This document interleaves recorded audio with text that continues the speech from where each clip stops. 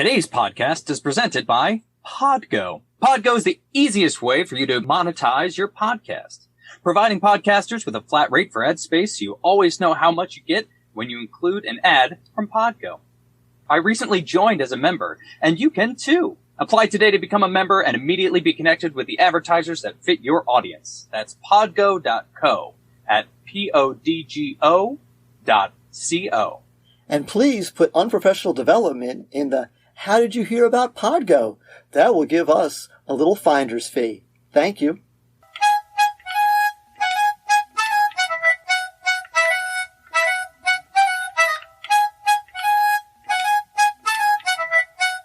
Welcome, ladies and gentlemen, to yet another exciting episode of Unprofessional Development. I'm Tedisco. And I am Mealy, and today we have with us Dawn Harris. I met her on the Twitter, which is where I meet like the large majority of our guests. And friends. And friends, you know, and people that I'm stalking.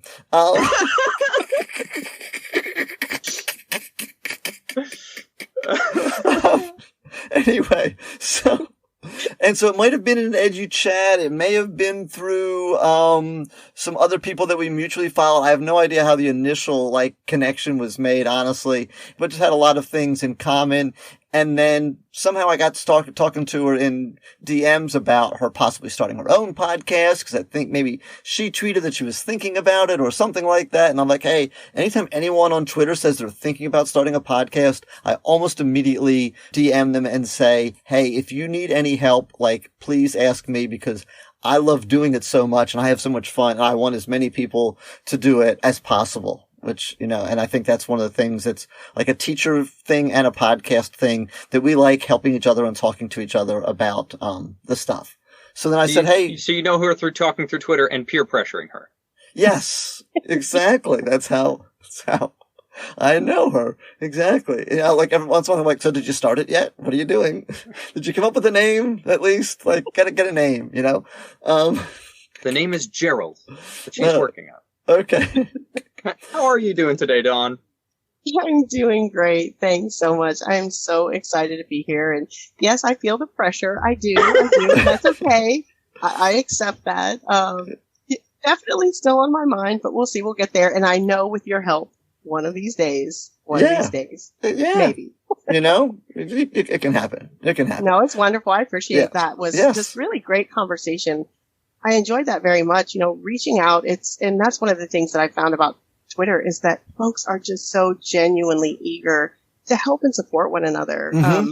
They really are. There's a lot to be said about social media and just some of the negatives that come along with it. But, I have to say that equally as many times I've been engaged in some very positive, supportive, encouraging situations and relationships that have come from that have just been tremendous. So it's really wonderful. I appreciate you guys so much, and all that you bring to this space is just fantastic. So thanks for letting me be here with you today. Thank you. And I tell people all the time, curate your Twitter feed. Just curate it. Just block people. Just mute them. Whatever you need. I mute more than I block, because I figure if I mute them, then they can still hear me, and I'll say, and that maybe my positivity will eventually make them feel less like they have to just beat up everyone who uses a semicolon wrong or whatever they say that's you out use of time. the semicolon wrong? I don't ever use semicolons. I stopped using semicolons. I don't use semicolons. They separate independent clauses, sir. No, dashes do now. Okay. All I use is dashes. I've stopped wanting rules. I just use dashes. Sorry, English teachers. It makes sense that the Twitter you guys experience is a positive space, because misanthropes like me just aren't on it. So. Well, there's plenty of people on there that will beat you up for the latest rule that you didn't know was a rule yet.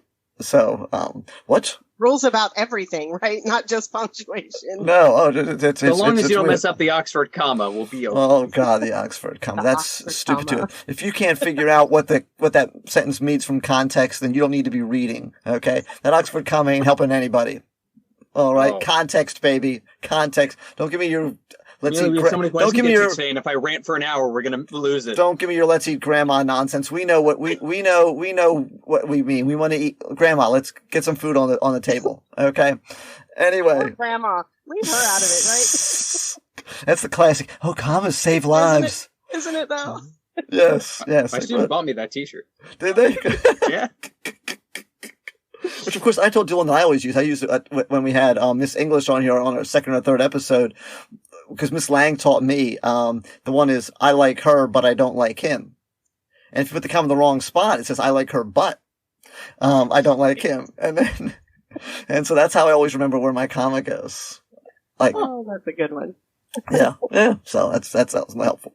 So we always like to, or relatively recently, I guess, or the past, 8, 10 episodes. This season, if it's a season, starting in January 2021, we ask people to give us their resume, their education career in fun, different, interesting ways. So, and I don't know if you're an HGTV fan, but I know I love HGTV. So I figured I'd try this, and you feel free to just use whatever method you want. But describe your career as an educator, as an HGTV host, giving a tour of a house. And if you want to talk about areas that you've remodeled, that's cool. Or whatever it is. Okay, go for it. Oh, goodness, HGTV. I don't.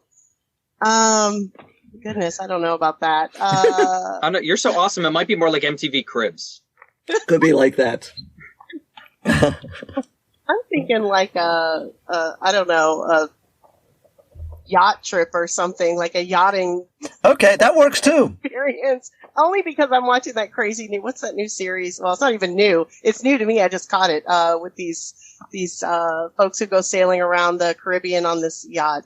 I have no idea what that is. I can't even think Gilligan's of the name Island. Right now. Nice. What is it? Not, yeah, there we go. We'll go The with that. Love How about Boat. that? Let's go with Gilligan's Yes. Island. 3-hour tour. Okay. So maybe more like a journey with a whole lot of stops on the way. Let's just look at it like that. Okay. So hit the highlights then. Cool. Yeah, it's been an experience for sure. I haven't always been a teacher. I like to say I became a teacher, when I became a senior citizen.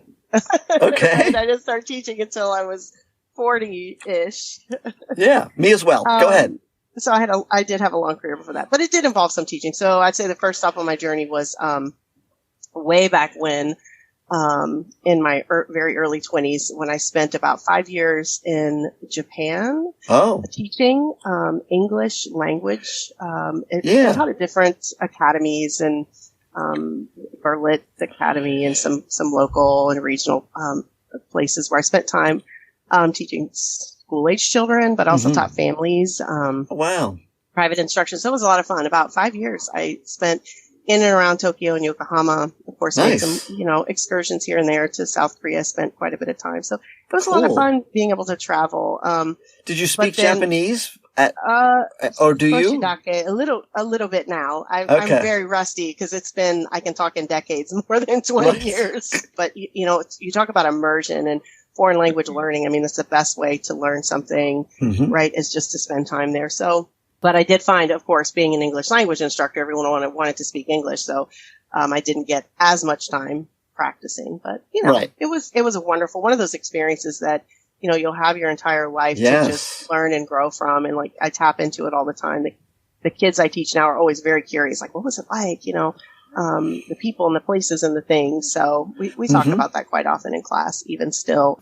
But, that was, a few years. I had to come back. I had to decide, to be honest with you, at that point, about 26, 27 years old, did I want to stay abroad or did I need to come home and start to get my life together, right? So I did come back and I got into corporate America. I worked in the private sector for more than 15 years in advertising and publishing, which was great. That was what I was doing with my life until 2008 came. And then, my job was victim to the recession, 2008 economic crisis. A lot of the people that I work with had lost their jobs. Our company basically didn't really fold, but became part of a private equity firm. You know how that goes. Yep. So in the economics, capitalism, all that stuff. In the HGTV house, this is the part that got hit by the storm. Yes. And now it's just covered in tarp and plastic. Yes, yeah, we don't go. Maybe. Yeah. started to collapse a little bit. Like, yes. oh my gosh. Yes, we don't use that toilet anymore. We just close the door and we just go in the other. We now just all share this one bathroom because that one there doesn't work. Yes. The whole thing got really hard at that moment. Mom, wife. And I had to decide what I was going to do at that point. So I actually went back and got my master's in education. I kind of like to joke. I didn't even know that I liked other people's kids at that point in time. What are you doing? But I said to myself, if I can train sales reps, I can teach high school kids, right? I can do this. And there you go. Pretty much the same. Yeah, it's identical. Yes.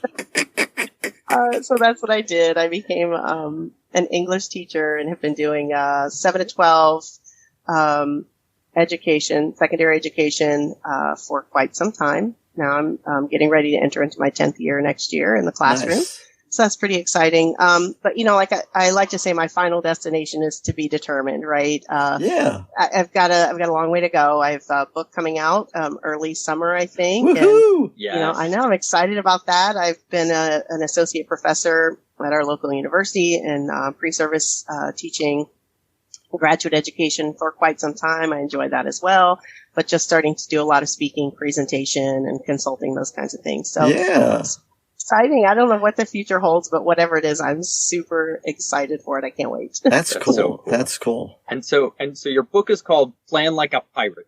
Yes, it is. You're part of the Like a Pirate family, I guess there is. Is there like a Pirate family? Did you know that, Tedisco? I did not. It's a whole.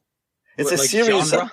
It is a whole genre. It's a whole movement. It's a whole thing. You're just one branch of the tree. Yes. Very exciting. And speaking of Twitter, there's some people who are mad about the Like a Pirate thing on Twitter. Just tell them to get over it. Yeah. Because pirates raped people and pillaged people, and pirates did bad things, so don't do anything like a pirate. Yeah, so did Vikings, but their helmets are cool. So right. And cowboys did bad things as well, but we can still dress up like a cowboy. It's going to be okay. And we talk about that, right, regularly is in terms of, literally versus figuratively. What does that really mean?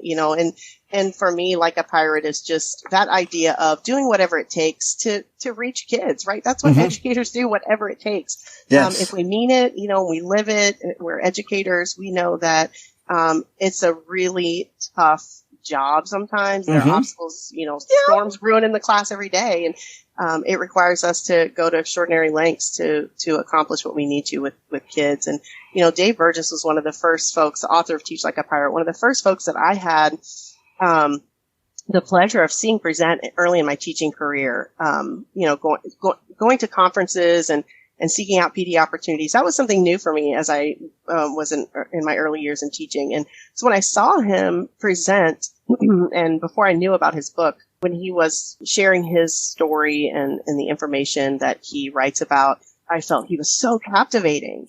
And as a young teacher, a young old teacher, right. A new teacher. I was, and there you go. I was like, wow, I want to be able to captivate my students like that. Like, that's powerful.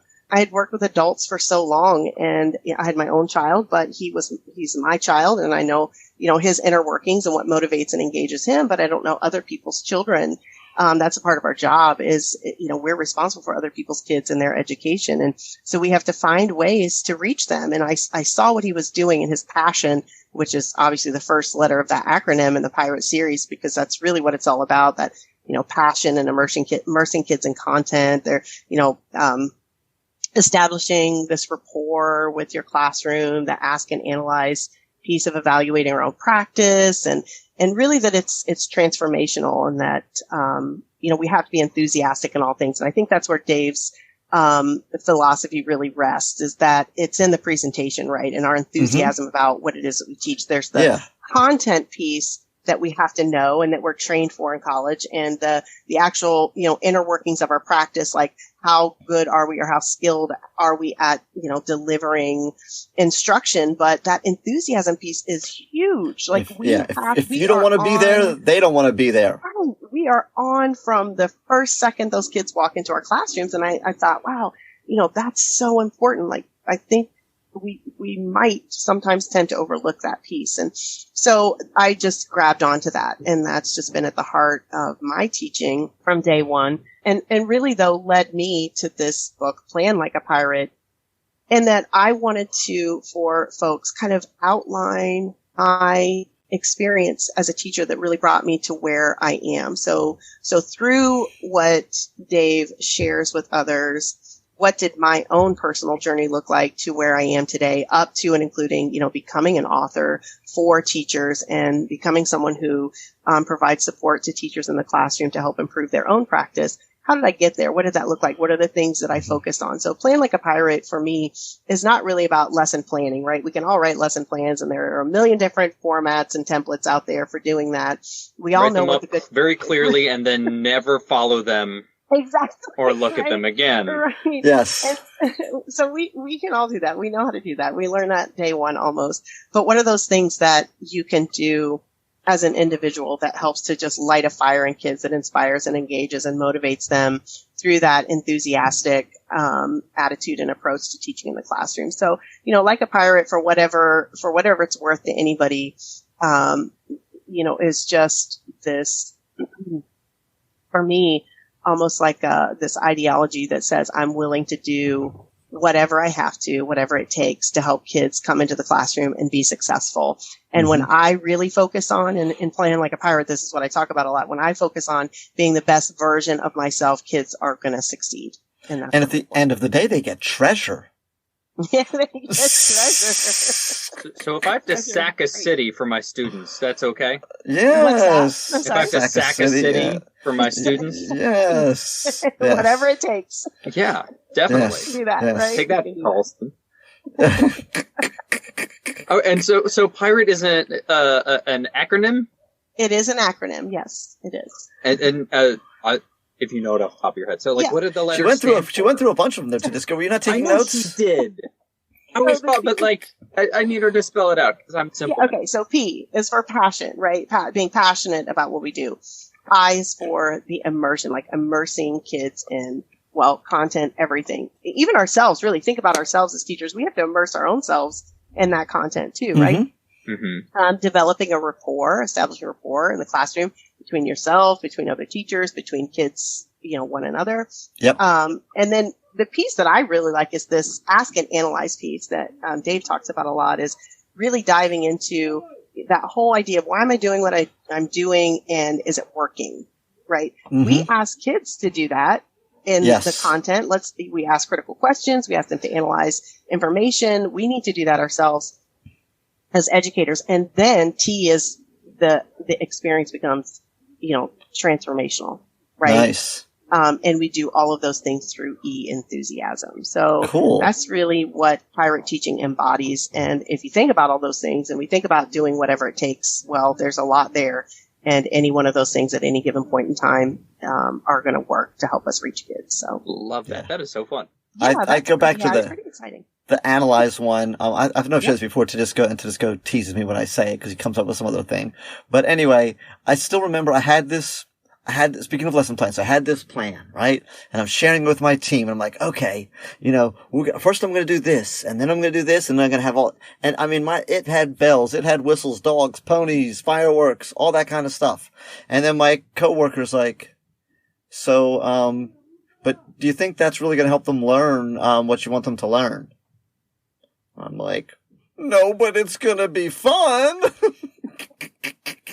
Because it was, I've created so much fun that I actually lost the, immersing in the content, part that I was like, that the content was really just an afterthought because it was like, no, but we're going to draw this and we're going to color this and we're going to walk over here and we're going to exchange papers and we're do all these things that seem like interactive and collaborative and that seemed really good. But when it came down to the nuts and the bolts of it, it's like, yeah, but you're not connecting anywhere to this actual, thing that you want, that you want them to learn. And I'm like, oh, okay, I guess I won't do it then. Yeah. And then I went back to the drawing board and tried to figure out a way to kind of, work that piece into it. Go ahead.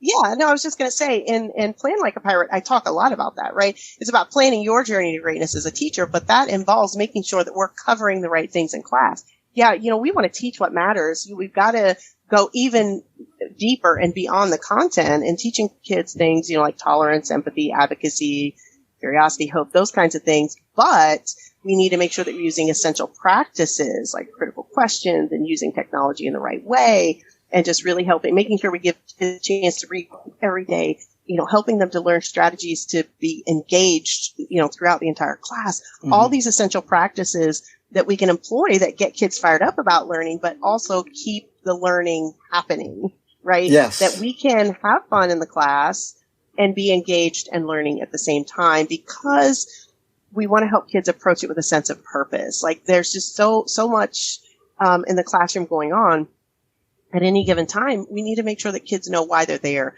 How's the learning relevant? How are we going to use it? If kids don't see value in the learning, I don't care what you give them. They're going to be like, I don't care about this, right? Eventually they won't have the enthusiasm if they didn't actually have an experience where they come out smarter or learn something that not at all.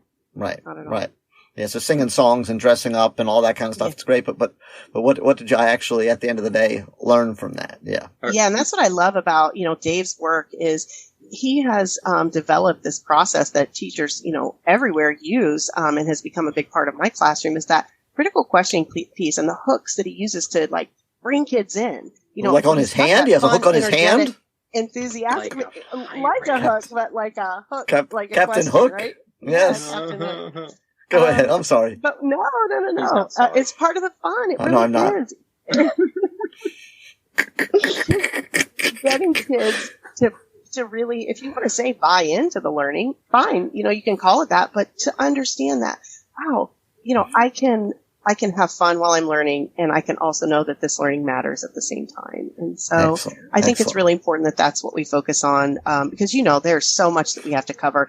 When we think about what the district requires us to cover, right? What we have to talk about, right? Versus what we need to talk about. We have to find the intersection of those things, and us knowing our content, us being able to present effectively, be enthusiastic, and help fuel that passion in our kids is what's really important. It's tough. It requires a lot of work, but if you're that kind of, you ask what does it mean to be a pirate teacher, whatever it takes. That's what it is. These conversations are giving me those anxious flashbacks, those times when I was just starting teaching, and the administrator come in and say so what are you guys all learning? And my kids just give everybody blank stares. By the way, I need to ask the teachers that I do it to if it bothers them or not, because I am the guy that will change if they say yes. Maybe not. But I am the guy that I know that lots of teachers, when the class is getting ready to start and there's 10 minutes before class, that they're feverishly doing things. I have no idea what those things are, because I don't do them. I don't know. I'm running around putting stuff on the board, or getting the computer set up. Whatever it is, I have no idea. And part of it, so I am the one that I wander into every room that's within 2 or 3 rooms of me across the hall, and down this way too, and and like a cat. Yes, like a cat. And when not at all like a cat. I don't know what you're talking about. like a salesman mostly.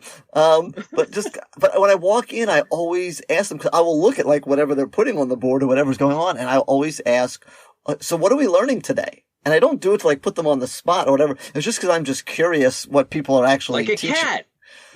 Yes, like a cat. I'm curious. Oh, curiosity is important, though. It is, but yes. Yeah, it is, and it's about that. And then it's setting the stage, right? And then I'm like, oh well, are you doing this? And I ask them about whatever I know about that. Sometimes I'm around other math teachers, but sometimes it's other teachers. I'm like, what are we learning today? Oh, we're learning the reconstruction. I go, oh, carpetbaggers.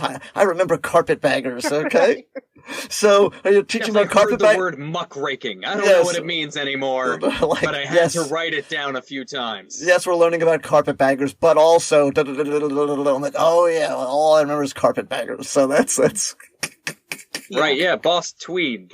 Because they had carpets that they made into bags, and they brought them when they went to go basically exploit stuff that was happening as the South was trying to rebuild itself. But anyway, I think that's what And so happened. Those are the kinds of things, though, you think, I love that you're curious about those topics, because really we're talking about setting the stage for learning, right? If we don't know what the kids are going to be learning, what happens then when it's time for the kids to start learning, right? How have we prepped ourselves but also how do we plan to open that learning for kids? We really have to consider that as we move into teaching. It is funny that teachers that'll like give me the deer in the headlights sometimes, but I'm like, what are we going to be learning today? And they're like, oh, let me think about that. Functions. It's so funny you do that. I didn't know you do that, and I do that all the time too. Like in the morning when I'm checking in with my students, I always say like, all right, so what are we doing in math this week? How's social studies going? How's science? Like, what are happening in your other classes? How are your electives going? Okay. And so like then I'll show up to my next class, be like, hey guys, you ready for our math test on Thursday? Like, how do you know? I was like, because I asked. Yes. But it's awesome that you ask your kids, because I do that a lot too, about what's going on in your other classes. You know, what are you doing? How are things going in there? And I think it's just important to know, because we should be trying to connect learning, right? Yes. Making the experiences between classrooms relatable, because that's what helps school make sense for kids. And if they hear us talking about it and curious themselves, they want to know, wow, why do they want to know that? And then we start talking about what others are talking about. It's like, okay, so this stuff, you know, really does connect, and we really can apply it in other places. It's important. So.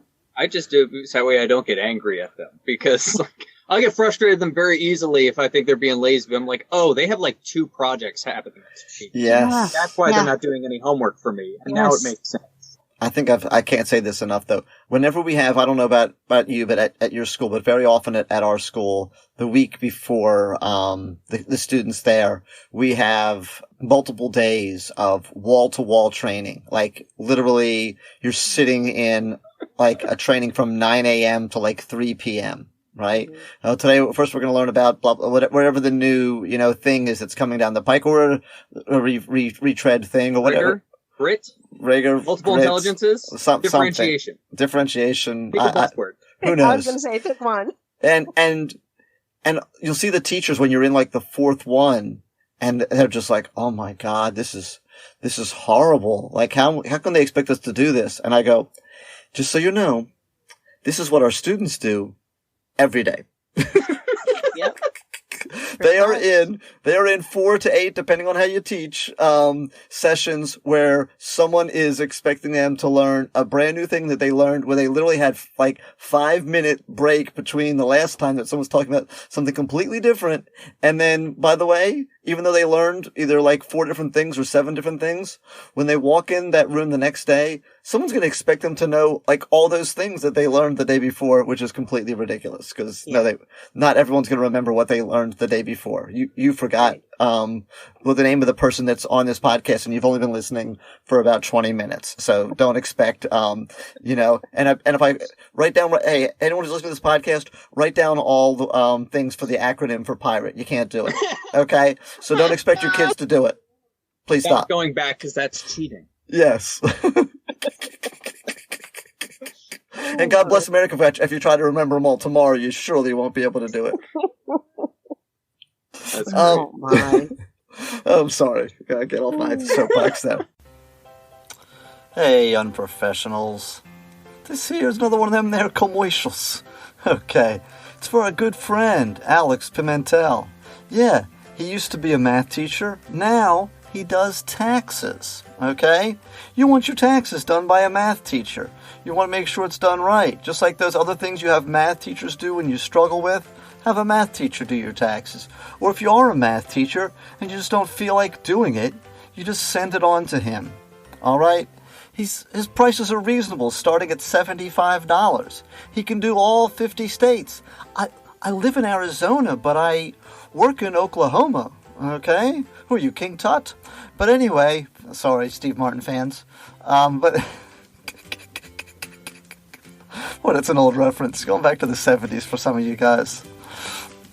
You want to get your taxes done, but you don't feel like doing them. So you go to PimentelGarcia.com. The connection's in the show notes down there. You just go down to the show notes, you click on that, it takes you to the website, you connect with Alex there. He does your taxes for you, gets them done lickety-split. Alright? So that's what you need to do. So thank you guys. Thank you for supporting a teacher who is trying to go out and get a little business started. We appreciate you. And now, back to the wonderful show. Speaking of buzzwords, and I don't think this really is a buzzword, but it can be dangerously close to becoming a buzzword is anti-racism. And I think that it's a really important concept, and it's scary that maybe there's some people who are trying to, make it into a buzzword, for lack of a better term. But, I know that's a passion of yours. I know that that's something that you care about. And so we wanted to kind of take some time and talk about it. So what does anti-racism look like in the classroom? What does it look like when you're planning, with your team, when you're planning like a pirate? What does anti-racism look? And I know you don't have to necessarily give the definitive answer, but what it means to you. Sure, absolutely. I'm so glad that you asked this question, because this is where I do spend a lot of my time with educators and helping them to just kind of work through this process in the classroom. What I tell them most importantly is that anti-racism education is really about weaving in, intermingling elements of anti-racism threads into the content they teach. First and foremost, I guess I would say what anti-racism education is not is just these standalone conversations. Not to say that standalone conversations about anti-racism or racism can't happen in the classroom, but as educators, anti-racist educators, we need to find ways to really embed into our content the teaching of what systemic racism is, how these structures that are put in place really impact negatively others around us, so that they can start to identify those things on their own, right? So through this process of learning, then they're able to identify, by us finding these entry points into discussion in the curriculum surrounding racism and anti-racism, particularly, students start to recognize, like, oh, okay. And we do that through stories. So that's really the primary mechanism is stories. I think I heard Amanda Wen say the other day that stories are empathy machines. I think she called them. Oh, wow. Cool. Oh, my gosh. And I was like, that is so powerful. It is. Truth, right? Very true. It is. And so as educators, we should continually be striving to put stories in the hands of children, stories of children who, that are similar to the students that you teach, representative of the students who are in your classroom in all, shapes, sizes, colors, cultures, right? And helping them to see the value in their differences. And it's not just about putting the stories in their hands, but it's about helping them to dissect those stories.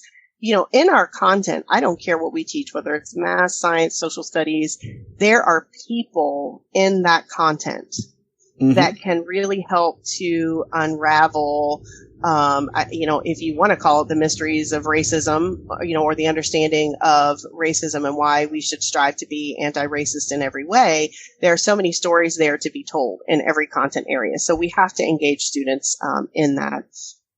And so just finding places in the curriculum to bring that in, so that we don't have to engage in those standalone conversations. And the kids ask, why are we having this discussion again? What is this, right? Why are we doing this? And so our job should really be in all of that to plant seeds of knowledge to help students to grow in this area. Our students come to us with so many of their own cultural constructs in place. Yes. And so they may come in with a completely different set of values and beliefs that you as the teacher possess. And so we should never be in the position or the mindset that we need to tear things down or to kind of deconstruct, right? Not at all, right? We want to grow relationships with our students. And so by telling them they're wrong in their views and beliefs is hurtful. And we've got to get past that, though. We need to help them understand, there's a different way that we can look at things. And that comes from just giving them those stories, giving them information. Also talk about skill building around the notion of racism and anti-racism. There's a lot of skill to be developed there, and how we communicate and engage. Just the developing empathy itself is really, really important. And so we want to be very careful with our kiddos because they trust us. Yes. Right. And they believe us, and what we say and what we do, they'll model. And so I really like to think of, when I'm approaching anti-racism, as it's not my job to convince as much as it is to inform. And if I give them the information and they leave my classroom and they engage in some discussion or they hear something, whether it's with friends or at home, they think, ooh, that's different than what we talked about in Mrs. Harris's class. Like, that's not how I perceived that when we had the discussion surrounding this. And so if I can get the light bulbs or the question marks, and maybe they aren't courageous enough yet to go into those conversations, if I continue this kind of curriculum redesign in my classroom, then they will be courageous enough at some point. And really last but not least, one of the most important things for adults who are taking on anti-racism education in the classroom is that we have to understand this is ongoing. Yes. It's not something that we're just going to do. There's no finish line. All right. At the beginning of the year, and then we're going to be done, or during Black History Month, or Holocaust Remembrance Week, or just for 2021, and then we're done, and it's fixed now. It's not. And so if we build that curriculum that where it's woven and embeds these threads of anti-racist education into it, it just becomes a permanent part. Yes, we're being intentional, right? We're setting about helping students to see more clearly, but it's not just a one time of the year, one lesson plan, 1 month, whatever. We've got to keep going. So in the classroom, that's what it looks like for me. I like that a lot, and I really enjoy when you said that it's about teaching them the value of differences, because it's really easy to teach kids tolerance, right? Like, it's really easy to tell them, like, you need to just put up with people that you disagree with, right? Like, that's really easy, but it's really difficult to get them to value people who think differently from them. Yes. And so when it comes to, especially, kids who are, non-neurotypical, or kids who come from different languages or different cultures. So let me play devil's advocate here, just because I'm curious as to your answer. I can feel it out there. There are those teachers out there who are thinking, well, that's great and all, but I teach gym, or I teach science. There's no room in my curriculum for me to just, it's not like, I'm an English teacher where I can just hold, or social studies, where it comes naturally. What would you say to those teachers? Yeah, I think that is an excellent question. Thanks. I would say, I love it, because not what I do say is then you really need to get back into your content, because there are spots there, right? There are people, if you're a gym teacher, who are our athletes? What have they accomplished? Where are they from? How are our kiddos like those individuals? I guarantee you there are students in gym class everywhere who aspire to be, like a figure in sports, in that field that they may be seeking to be like, but they don't know enough about that person. Let's take them into their life, their lifestyle, who they are, where they're from, what they believe.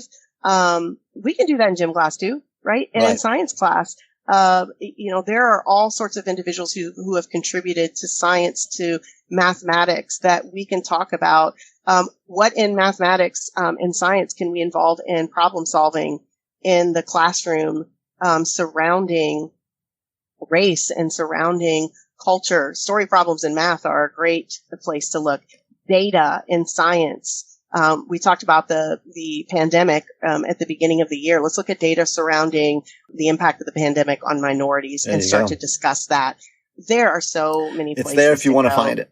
Yeah, I tell educators, if you don't know, go out and do a Google search, anti-racism, and enter subject here. Like, literally. Yeah. And you will get plenty to talk about in your class. But, here's the biggest thing.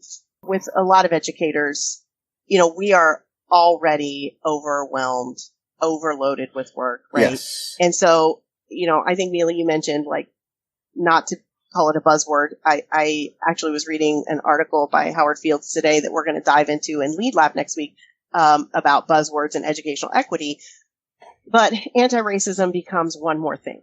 And it's one more thing that we have to be deliberate about and be intentional about weaving in. And so it's I don't have time. We all get it.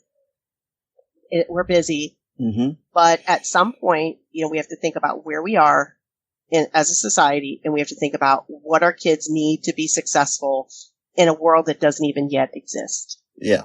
Okay. And so our content is important, but how we approach delivering that content, how we bring students to that content and their understanding of the content and how it's going to help them to be successful in a global economy, in a society that, well, guess what, folks? We're all different. Mm-hmm. And the better, off we'll be, the sooner we come to terms with that and figure out how we can get along with and just be supportive of and break down these walls that are dividing us. That's as important a part of our job as anything. It really is. We need to be focused on that. Yeah. I'm going to, piggyback on you for a little while. And so two things. A, stories as empathy machines. Boy, that just takes me back.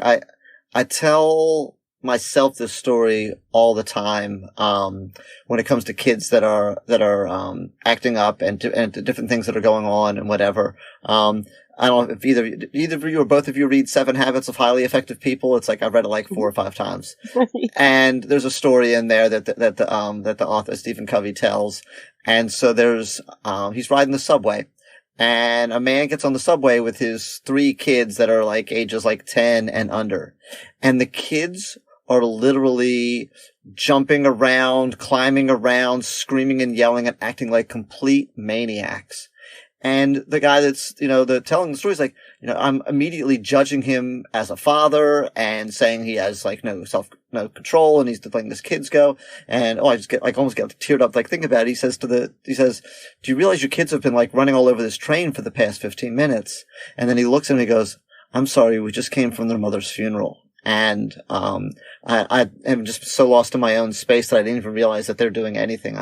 I'm just, and like, so immediately your perspective changes about this person, you know what I mean? And like, so we have to like, and that is so much better than saying, hey, you know what? Some people are having a rough time and you need to give them a break. Like that, you can say that and that doesn't do as nearly as effectively as sharing that story. And then the other thing that was actually talking to someone about recently, when it comes to challenges that we have in school, and you're talking to someone that's like anti-racist, or kids, it's so much better to ask questions than it is to preach.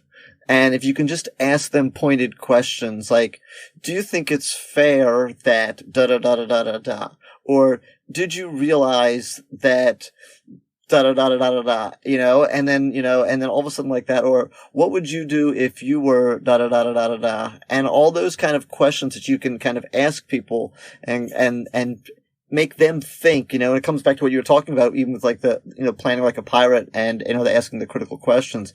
If we can ask people questions and go, hey, did you know that, in our district that the same kid is given like, is like 5 times as likely to be suspended for the same write-up if they happen to be black versus happen to be white? Did you, it's like, oh, no, I didn't know that. Oh, like, why do you think that is happening?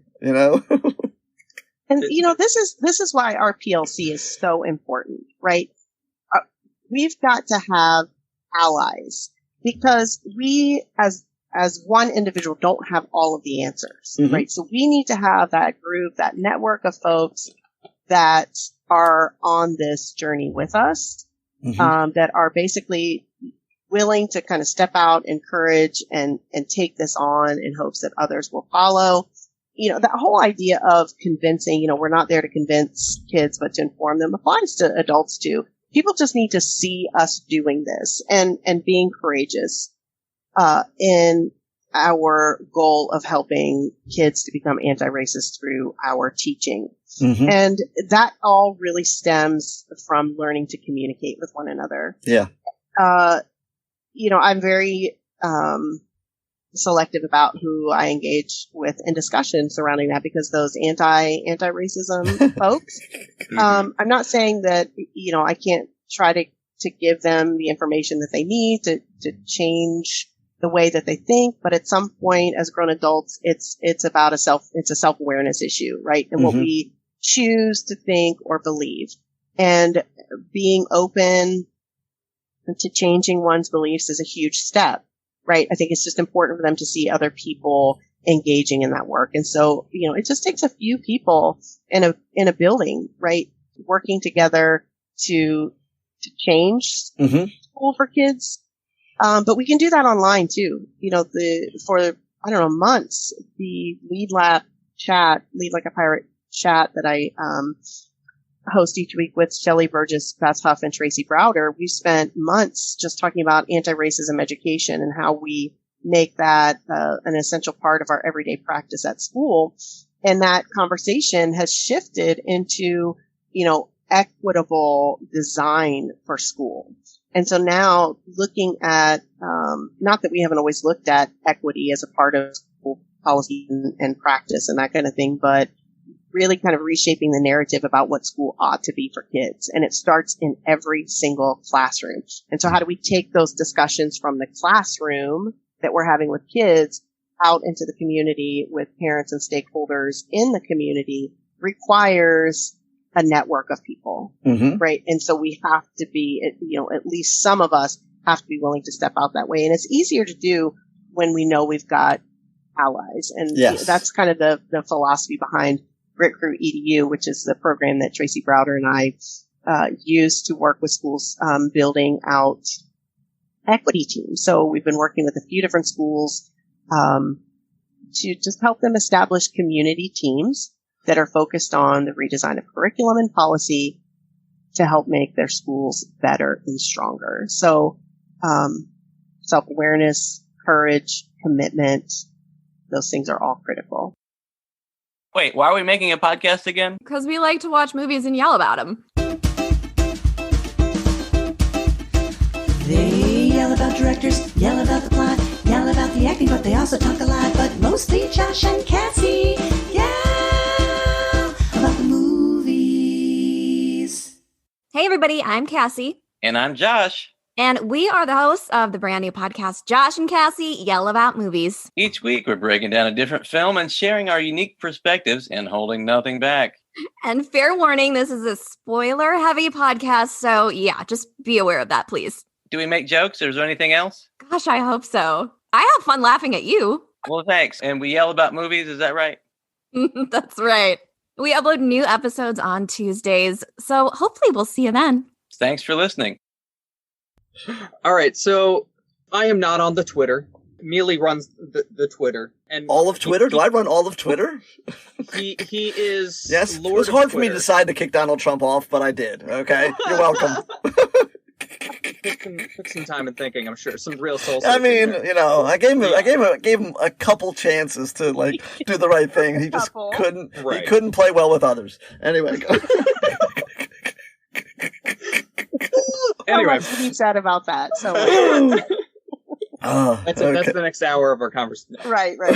So I don't really know much about educhats. I don't really know what that is. I'm not on Twitter at all. So sell me and people like me. What are we missing when it comes to educators on Twitter and what we can learn from educhats? Wow. So I'm going to be honest with you. I'm also relatively new. If you look at my Twitter profile, I think, I don't know, late 2000 and something, I made my account. But if you were to go back about 7 months, you would see there probably weren't very many tweets on there. So when the pandemic hit, I was like, okay, I need something to keep me from going off the edge.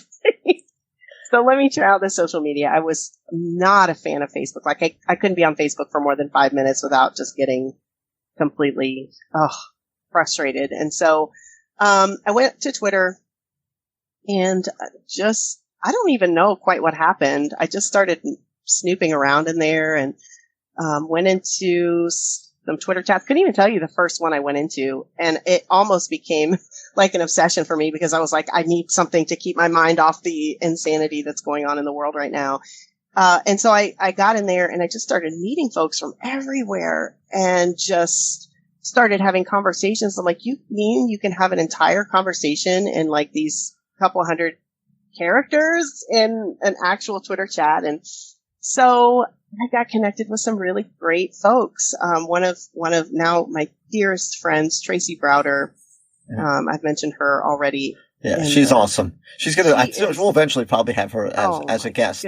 She's going to be part of EduPodLoza, by the way, Tedisco, just to put another EduPodLoza seed out there. But when I go, let me finish your thought. 87. No. Yes. Her podcast is amazing. Well, we connected and together, we started working with the Lead Like a Pirate chat on Saturday mornings, and from there things just evolved. And, so what I would say is this, the Twitter chats, to be honest with you, have really changed my life as a whole. I can say that wholeheartedly.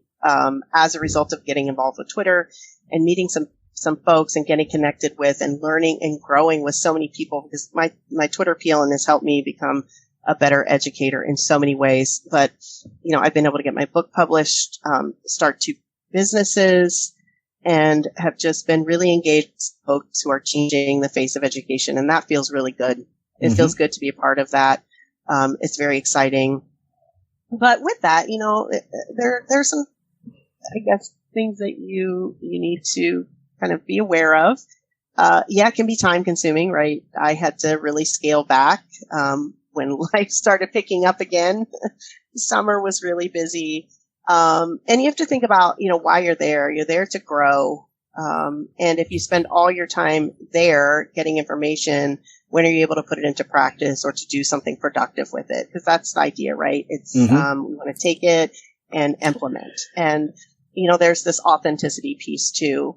When you're engaging in Twitter, conversations, and I just say any conversation on social media, what's your purpose?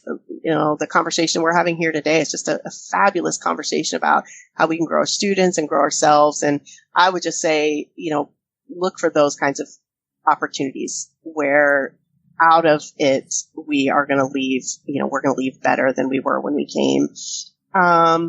And eventually you'll just find that spot that's home on Twitter. Those people that you... Can you give us, maybe just, for those that are still kind of it's kind of, nebulous to them, the nuts and bolts of what, an actual Twitter chat is? Yeah, absolutely. So you're looking for hashtags, right? Certain hashtags will be associated with ed chats. And once you find those, of course, Teach Like a Pirate on Monday nights, Lead Like a Pirate on Saturdays. Yep, I got to say that, right? Because those are 2 I'm in quite often. Right.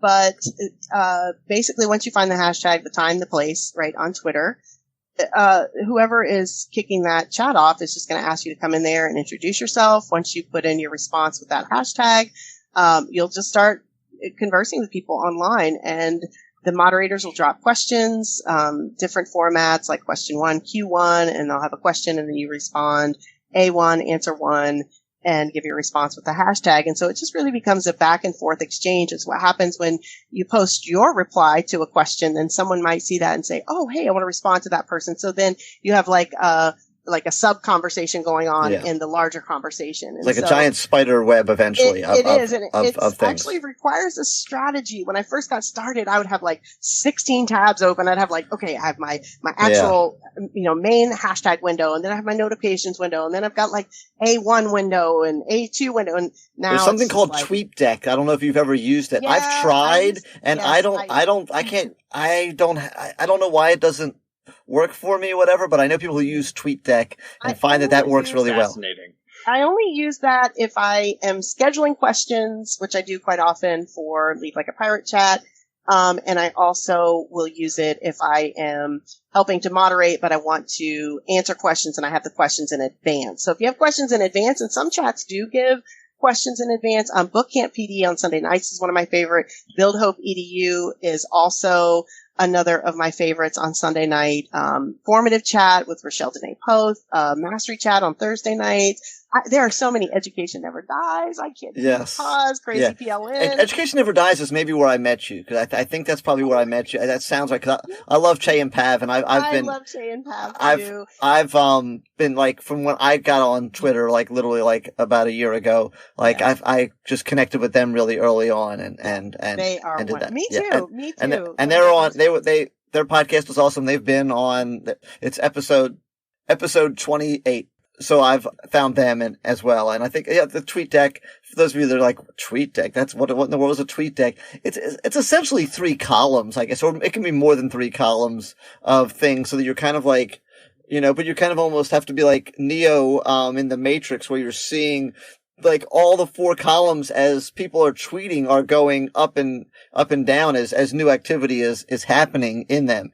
And that's where it was just too much for me. And well, for your listeners out there, if you go to my website, educationundone.com, there's a link and resources that you can go to for a guide that I developed. It's called the Twitter Guide for Educational Professional Growth. So it has 10 different steps out there. Like, we'll take you through the whole process of developing your profile to getting involved in different PLNs on Twitter and just how to do it, all of it. Yeah. I just generally open up just one other tab, and the person who's moderating it, I just go on their profile, and then every like 2 to 5 minutes, I'll go and see if they've dropped a new question or not. And then when they do, I reply to that, and then maybe look at some other people. Yeah. I love that. This is a lot more involved than I thought. Because in my mind, I just picture Twitter as just a virtual version of standing out on your balcony with a megaphone. No. And just saying, like, I'm going to rock some ham and eggs this morning. And that's what I assume Twitter is. These are very interactive, and it's you can go back into them and reply to them later, but most of them, it's a very real time thing, and it takes on like you're spinning plates essentially with the questions and replying and people replying to your reply, and then you want to reply to someone else's reply because they said something really inspirational, or it's something that you thought that you connected with, and so then you're trying to do that. But like, okay, oh no, the next question's up. Oh, I got to go reply to that one, and it's just boomity boomity boomity boom, and it's fast paced, and that's why we curate all of our Twitter chats for Lead Lab. So folks can go back into Wakelet on the DBC Wakelet page and see all of the comments and responses for every chat each week, which is really helpful because there are things I find myself like, oh, I remember somebody said something and I miss it because it's so fast paced. I can go back in there and grab it. So that's always fun. We do things also like, we'll have live Zooms and we'll have people tweeting alongside the live Zoom. We've had watch parties where we watched, films and people are, chatting live while the film is going on. So, also we have a PD opportunity coming up in a couple weeks. We're going to have some folks attending a PD and we'll be live chatting from there. So try to just reimagine it a little bit so that it's something different. And we're again back to that whole idea of when I finish, I want to walk away with something I can implement, right? We always complain about that with teacher PD is like, I just sitting here and I'm getting all this information. I can't do anything with it. I want to walk out of here and be able to apply it as soon as I get back in my classroom. So, we're striving for that with regard to leadership and how can leaders take the information from Lead Lab Chat back into their classrooms or into their buildings, and apply that. So, and I've also found when it does go overwhelming, and this kind of actually ties into another podcast that I don't know if it's going to come before or after this when we had Mangiano and Williams on there. But like, you don't have to answer every question. You can answer just one question. And, in the chat, and then just read the other answers, or just 2. If you don't feel you have a good answer, or you just need to like slow down for a little bit. So that's what I kind of learned to do when I go like, okay, you know what? I think I've got it. Something. But how do you know what your grade is? That's true. I don't know. Aren't you afraid they're going to take points off and then call home? They could do that. I'm very afraid of them calling my fiance and saying, I completed half my work. Goodness. They could do won't that. Call home, I promise. Yes. Yeah, but that's how I do it. And then I just kind of pick and choose. And so sometimes and I do like when they have the questions ahead of time, because sometimes I'll look and I'll go, oh, okay, nah, I've done that conversation and I don't need to do it again, at least not now, which I'm sure that's a challenging part for you as well with leading them, is coming up with new questions. I'm sure is that, do you find that challenging to do, or you not really?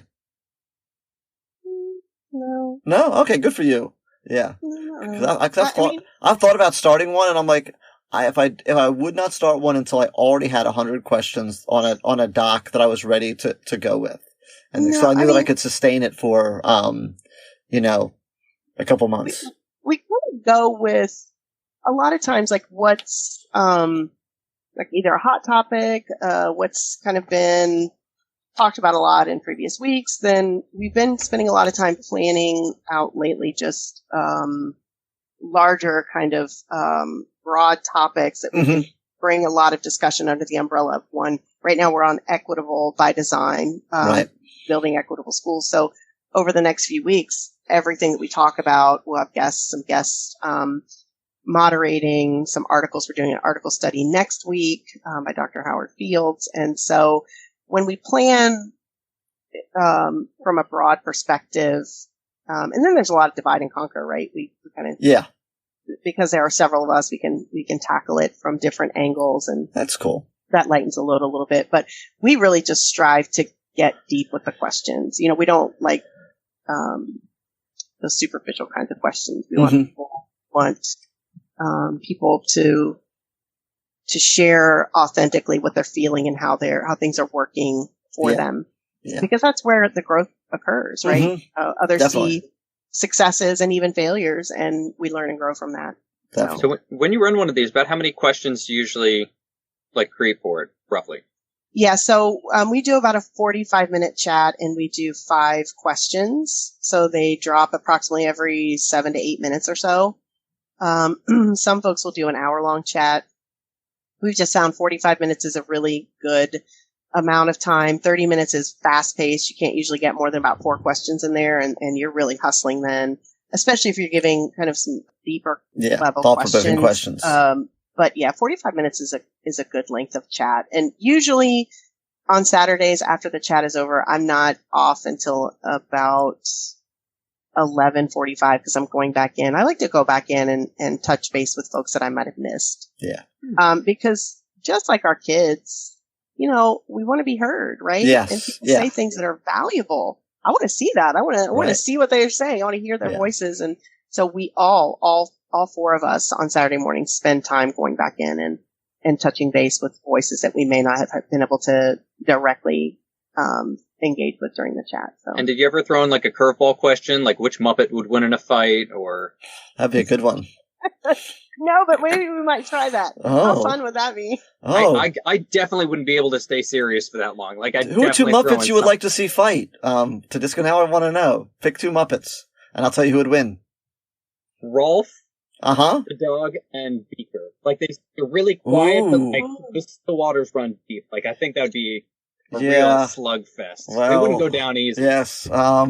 Yes. Well, I'm never going against a dog in a fight. Okay. I'm taking the dog every single time, because Rolf, even though he plays the piano and stuff like that, you see at different times when he needs to go back to his dog roots. He's never not a dog. He's always a dog. So he's just gonna latch on. And Beaker, I don't think his hands can even reach anything on that. So he's kind of stuck there. Though he could blow Rolf up, because Beaker, that's the only thing.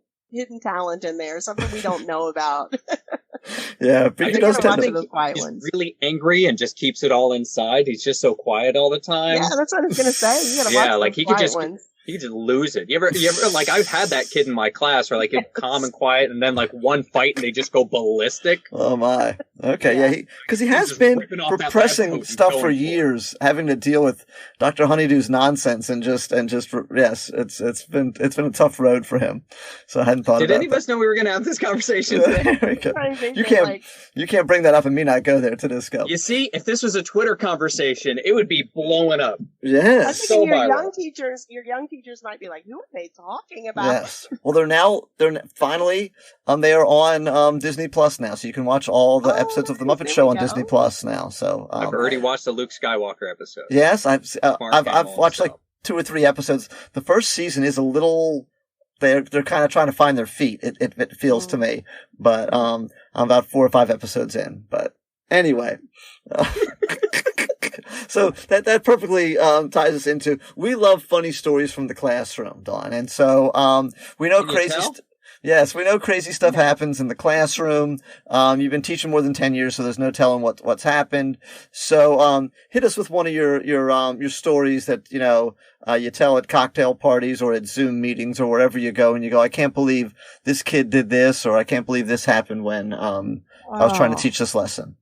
Well, there are a lot of them, I'm sure, and I've probably forgotten, more than I remember. But there's one that really sticks out. In fact, one that the kids talked about for a while. In my district, in fact, I taught at the junior high in our district for many years before I moved into the junior high, or the high school, excuse me. So for a period of time, I had taught students at the high school level that I had in junior high. So a lot of the experiences that we shared in junior high kind of carried over into our high school experience together. And one of those was my horror units during Halloween are kind of famous with the kids. Like, nice. I love Stephen King is one of my favorite authors. Cool. I really Edgar Allan Poe or no? Oh yeah, we do. Yes. The 8 Chained Orangutan, one that we read. That's a good one. If you haven't read that Poe story, it's really good.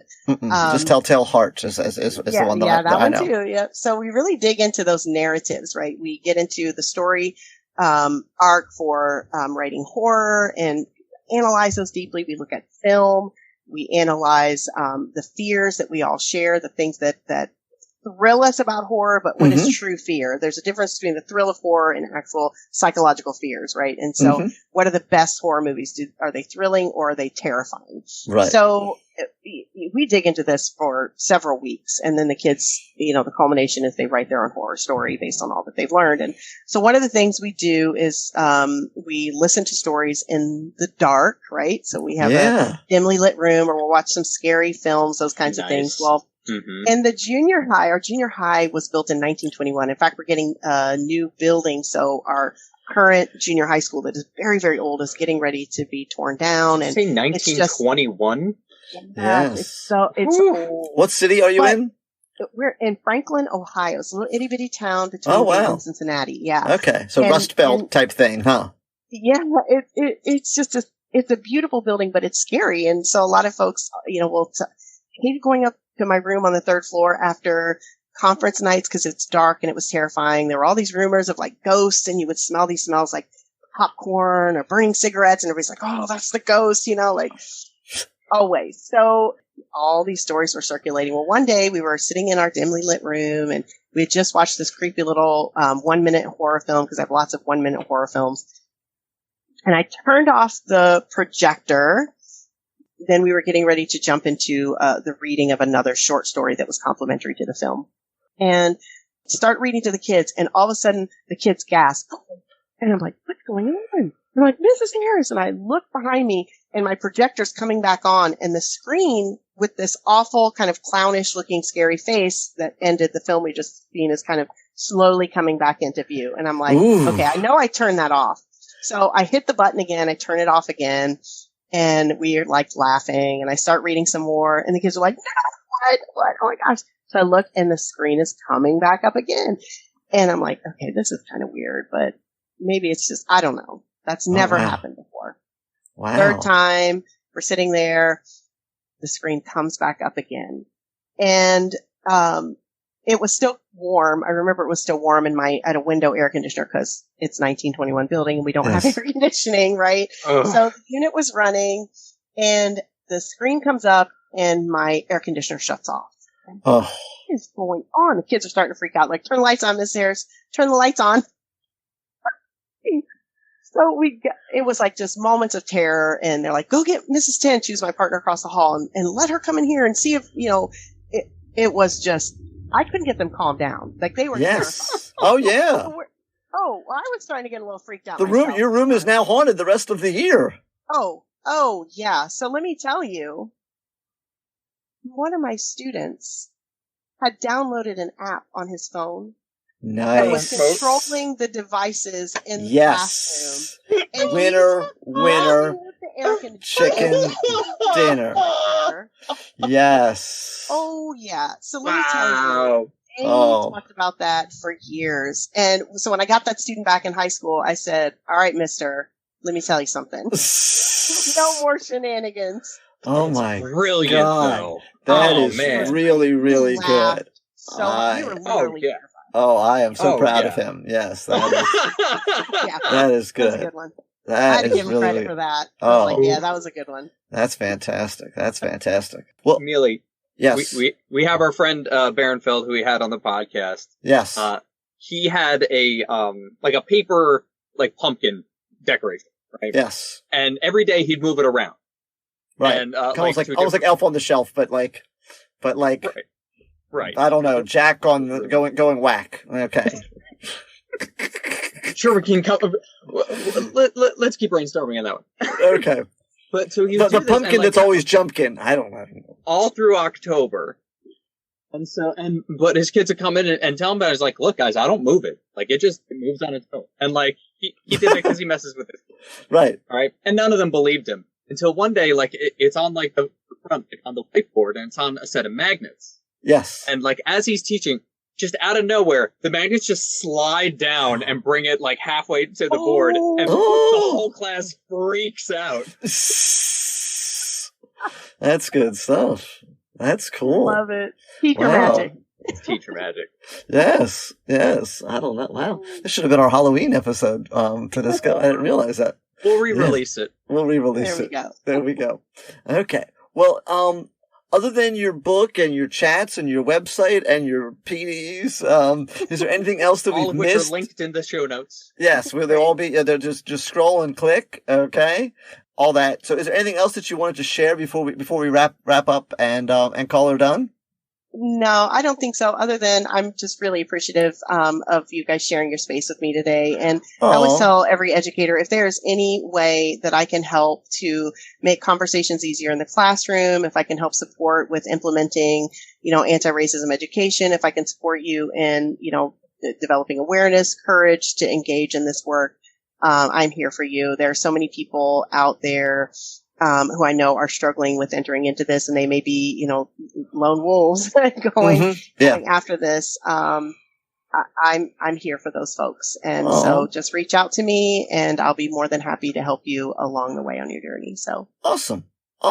Thank you. And thank you so much again for coming. And we're looking forward to when your podcast comes out eventually as well. No pressure. Yeah, no pressure. Thank you. As we always say at the end, stay unprofessional. Thank you so much, Dawn. Thank you. I'm going to hit stop here. It was a good time.